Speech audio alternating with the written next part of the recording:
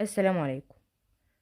انا ميرفت امين ودي قناتي ميرفت في المطبخ. هنعمل النهارده مع بعض البوريك، اللي هو العيش المحشي جاهز، او ممكن كمان تتعاملي معاه كعيش مخبوزات فينو تحشيها براحتك، الحشو اللي يعجبك. احنا ممكن طبعا تنفع معانا في المدارس، وتنفع معانا اكتر في الوقت اللي احنا فيه في المصايف. نشوف دلوقتي الطريقة والمقادير. اول حاجة معايا 4 كوبايات دقيق من كوباية اللي قدامنا ديت. كوباية الحليب ديت هنعمل منها 4 كوبايات من الدقيق، كوباية من الحليب الدافي، معلقتين من السكر، ومعلقتين كبار من الزبدة متقطعة قطع بدرجة حرارة المطبخ، وبيضة بدرجة حرارة المطبخ. معايا معلقة كبيرة من الخل، ومعايا معلقة صغيرة من الملح، معلقة صغيرة من البيكنج باودر، معلقة كبيرة من الخميرة. أول حاجة هعملها هحط الملح والبيكنج باودر على الدقيق بالشكل اللي حضرتك شايفينه ده. وبعد كده هجيب الحليب بتاعي والخميرة والبيضة، هحطهم والسكر هقلبهم مع بعض، وهسيب الخل للآخر هو والزبدة. هنزل الأول في دورق عندي بكوباية الحليب الدافي، وكمان حباية البيض اللي بدرجة حرارة المطبخ، ومعلقة الخميرة، خميرة فورية، ومعلقتين السكر علشان تبقى غذاء للخميرة، وهقلبهم كويس جدا جدا مع بعض.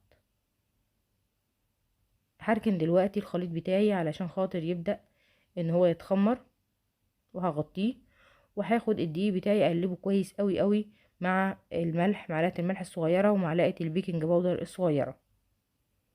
بعد كده هجيب العجان بتاعي ونشوف هنبدأ نعمل ايه. اول حاجه ان انا هحط في العجان بتاعي الخليط بتاع الدقيق، وبعد كده هنزل عليه بالخليط بتاع الخميره، وهنلاقيه بدأ يتفاعل. هننزل بيه بالشكل ده كده، وبعد كده هنبدأ نحط الخل عليه مباشرة. ليه ما حطيتش الخل من شوية؟ علشان خاطر ما يخليش اللبن بتاعي يقطع.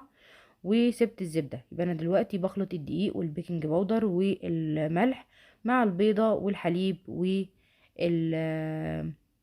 والسكر والخميرة والخل. بعد ما خلاص العجينة اتلمت معايا بالشكل ده، هنزل دلوقتي بالزبدة وهرجع اعجن تاني، فهترجع العجينة تفك معايا مرة تانية، وبعد كده هترجع تلم تاني. وتقدري برضو تعمليها بايديكي بمنتهى السهولة بالشكل ده كده. طبعا هي العجان بيوفر وقت وبيوفر مجهود، بس برضو تقدري لو انتي ما عندكيش تقدري تستغني عن الحكاية دي خالص وتعمليها بايديكي بالشكل ده. يا جماعة خلاص هي العجينة كده وصلت معايا القوام اللي انا عايزاه. العجينة حلوة قوي وملساء، لازم تكون طرية الى حد ما. هي خلاص كده تمام. هرفعها بقى من العجان بالشكل ده كده، وابدأ احطها في البولة بتاعتي واغطيها علشان تخمر. ملساء وجميلة جدا زي ما انتوا شايفين. هغطيها وهسيبها تبدأ ترتفع بالشكل ده.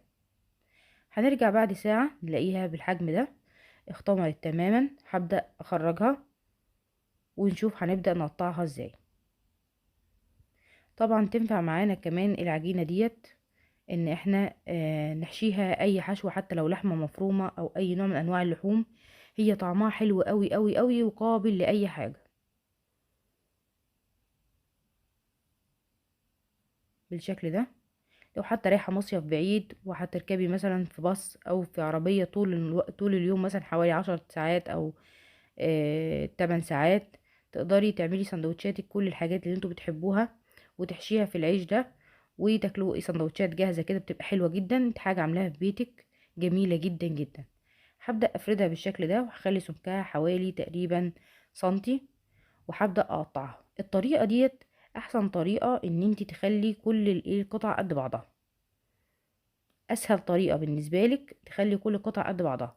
في طريقة تانية هنشوفها مع بعض دلوقتي، هنشوفها اثناء الفيديو.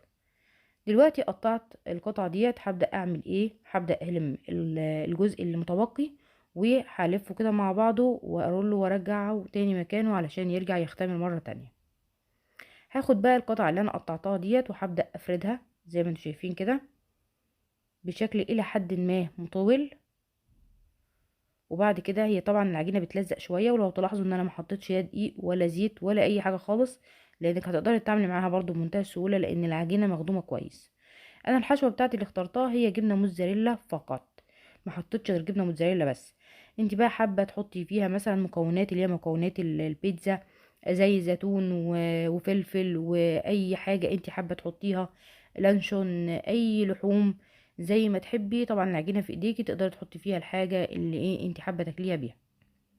حابه ما تحشيهاش خالص زي ما قلت لكم تعاملوا معاها لانها فينو، بتبقى حلوه، بتبقى تحفه. بالشكل ده انا لفيتها رلتها بطريقه، يعني قفلتها على بعضها من النص لما حطيت الحشوه في النص. ودي طريقه تانية، بحط الحشوه في بدايه القطعه العجين اللي في ايدي، وبعد كده ببدا الفها عليها زي ما حضراتكم شفتوا.